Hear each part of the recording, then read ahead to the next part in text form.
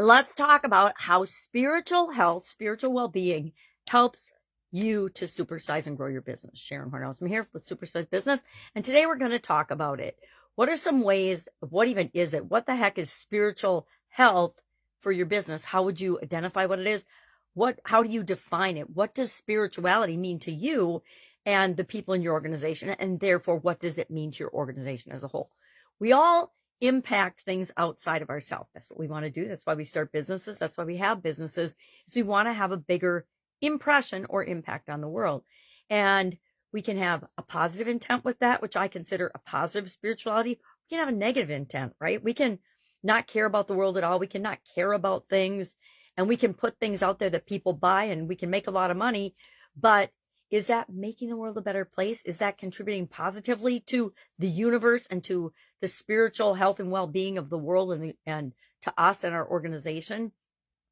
It's really interesting to me to watch different businesses in different industries and how they interact with the world, their communities. It's a lot about contribution, but spirituality is slightly different. It's the connection to a higher power, however you define that, and how everything is connected, how we're all connected, whether we believe it or not.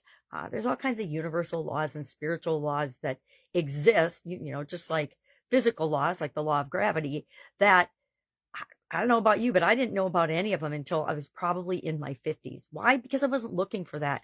I was just trying to figure out how to live my life like everybody else was, and go after the things that I thought that I needed and wanted.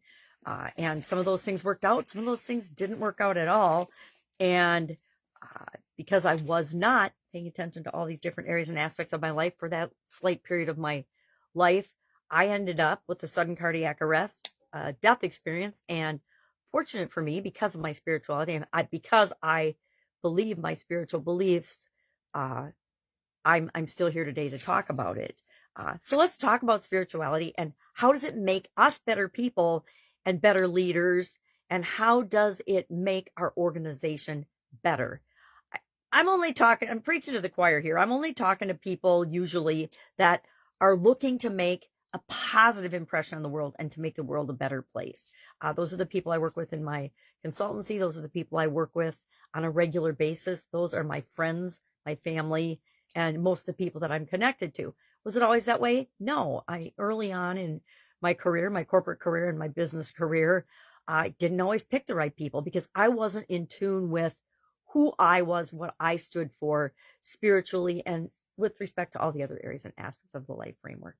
So how does spirituality help us and our business to be better? How does it help us to be better versions of ourselves? Because we always want to be continually growing and expanding and building our business and supersizing it. And spirituality and having a spiritual component in nature. And I'm not talking to have mass and have church services or have, weird practices in your business. I'm talking about getting in tune with what it means to each and every one of us. And then how does that impact the culture of our organization? Well, having a spiritual practice, having some spiritual beliefs fosters gratitude, right? It helps us to be grateful for what's working in our business so we can create more of it and learn from the things that aren't working great and improve them. It encourages compassion. Boy, I think the world needs a whole lot more compassion right now and a whole lot more cutting one another some slack and stepping back and taking a deep breath and thinking for ourselves and being human again. And I think that that's coming sooner rather than later, but it's been a tough road to hoe recently. Ever since the pandemic, it feels like there have been evil forces trying to tear the world apart. And for a lot of us, it's like a breath of fresh air that change is coming and change is happening. But it allows us to be more compassionate with everyone, the people we agree with and the people we don't agree with, the people who have been negatively influenced and us in the ways that we've been negatively influenced. It allows us to promote forgiveness, right? Forgiving ourselves for sometimes not being on our best behavior, for sometimes responding and reacting in ways that don't make us feel proud, and for learning and growing and moving forward. It enhances our mindfulness by having some sort of spiritual practice or spiritual link to something bigger than you outside of yourself. It enhances our it helps us to be more present.